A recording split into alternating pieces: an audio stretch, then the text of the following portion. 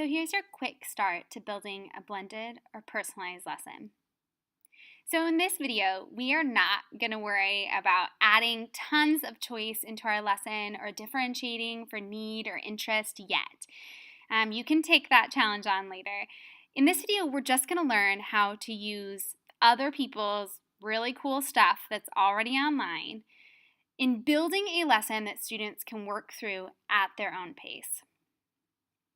So, as with any good lesson, step one is really going to be identifying what we want students to know or be able to do by the end of the lesson. What is the product going to be?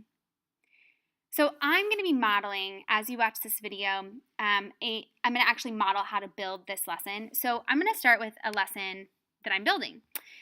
So, my learning target is going to be use descriptive details and sensory language to slow down time in narrative writing. So I want students by the end of the period to be able to write a short flash draft piece where they've used descriptive details and sensory language to slow down time. So step two is my favorite part. You are going to go online and you are just going to look for other people's really cool stuff.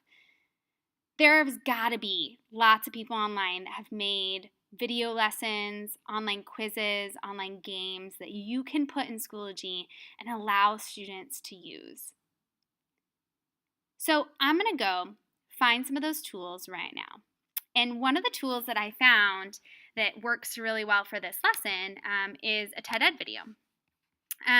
So I found this TED Ed video. It's called Slowing Down Time, and I want to put that in Schoology, and I want to allow students to watch this video and then to do a flash draft prompt in practicing.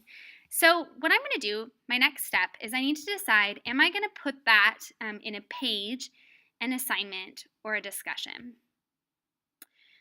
A page in Schoology is going to be a tool that I use a lot, and I'll show you where that is.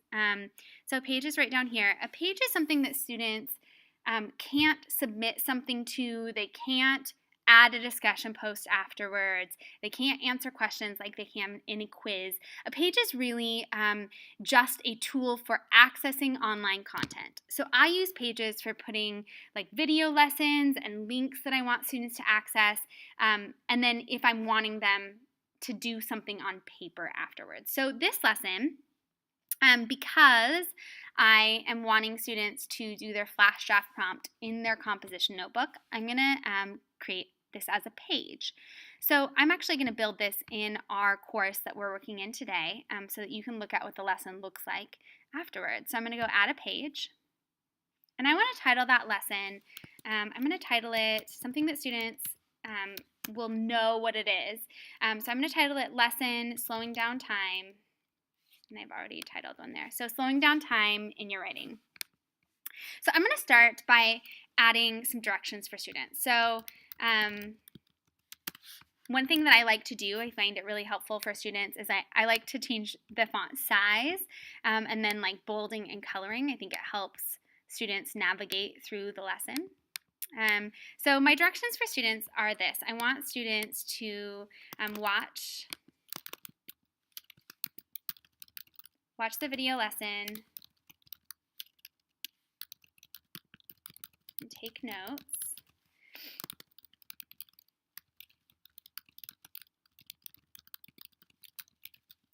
Okay, so I want students to watch the video lesson and take notes, and after complete the flash draft prompt.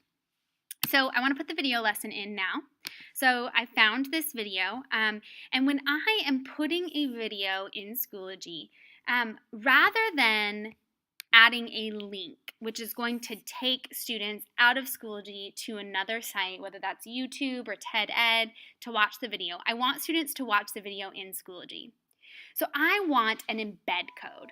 So a link is going to take students out of Schoology. If I embed it, right, if I grab an embed code and put that in Schoology, it's going to put the video in Schoology. So I'm going to show you how to do that. In order to grab an embed code, I need to actually go to YouTube for this because TED Ed is not going to populate or give me an embed code. So I have clicked on, and all of TED Ed videos will allow you to do this, and most other sites will send you to YouTube as well to get the embed code. But so I'm clicking here, YouTube, so I can find the same video in YouTube. And one thing you'll notice in YouTube when it sends me to YouTube is that it starts with an ad. When I embed this video in Schoology, it'll actually just start the video immediately rather than making students watch an ad first. So if I want the embed code, I'm going to come down here below and I'm going to click on Share. You'll notice that already there's a link here, but I don't want a link. I want an embed code. So I'm going to go to Embed, and that code is already highlighted. You can usually tell if it's an embed code because it starts with this iframe, usually. If it's not highlighted, one of the things that I can do is I can right-click and select all, and it's going to select it all. And then I can right-click again and copy that code.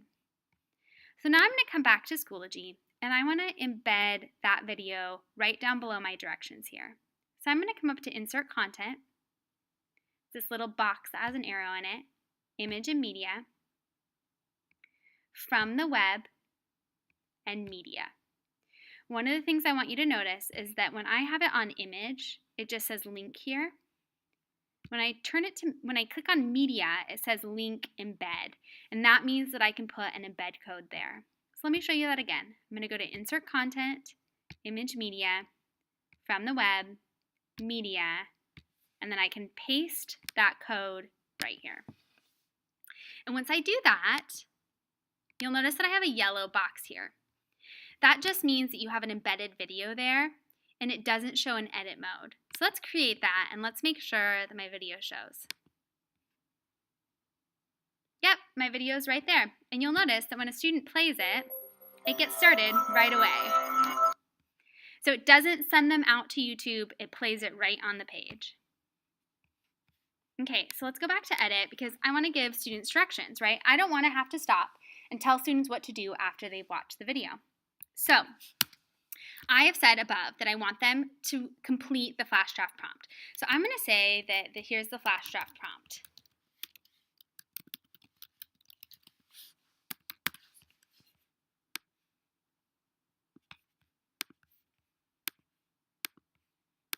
Okay, here's my flash draft prompt, and I've actually already written out my prompt right here. So I'm going to put this prompt in.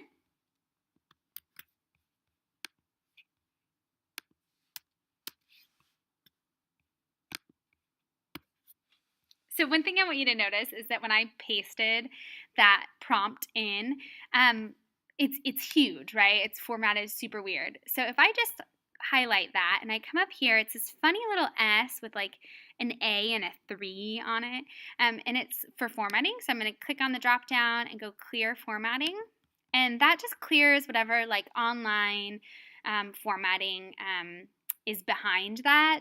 You don't really need to know what that means, but if it's weird, clear formatting, and then you can edit it how you want. So I'm going to make that size 16. So here's my flash draft prompt after watching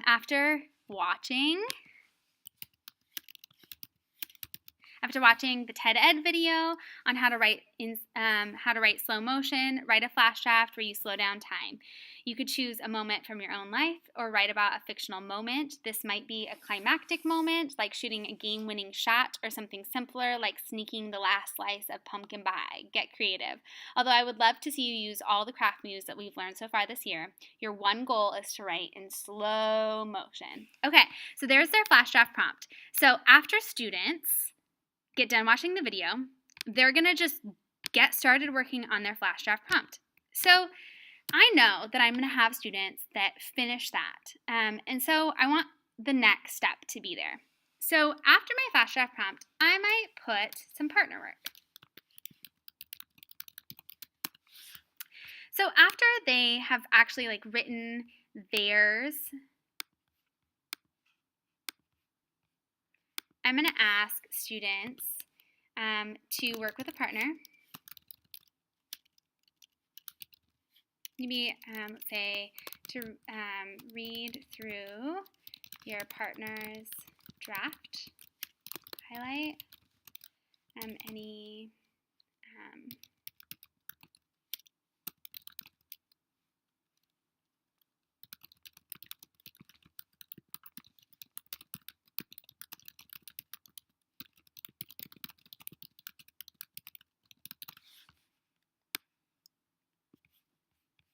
I'm really editing this in front of you, so it takes a little bit of time. Um, uh,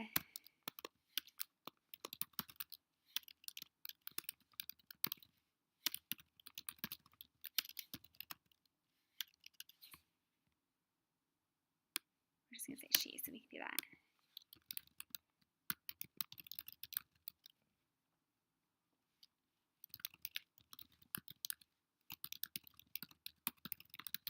Okay, so there's some partner work there. I might even add, like, if I still think that students are going to move through that in a period, I might even add an extension here, like finished or ready for a challenge. Okay, and that might be like maybe I'm having students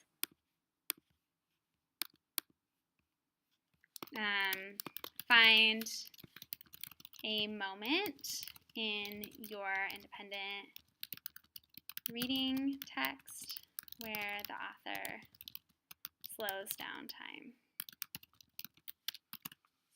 Right, so that can be really anything, but whatever you want your challenge to be, you could even have the next step or the next level of that activity built in here as well. So let's press save and let's go look at it. So I have directions for students. They're watching the video. They can watch that on the page. I have a prompt for them. This is what everyone's going to get done, and here are the activities for my students who are moving a little bit quicker. So at no point throughout this lesson should I need to stop the class and give them upfront instructions. I'm able to let them go and to be working next to students as they're writing, to be conferencing with students, to be polling a small group if I notice that maybe they're struggling with sensory language. Maybe I want to give a quick lesson on sensory language with a group of 3 or 4 students. I can do that because students are working at their own pace. Okay, go get started building.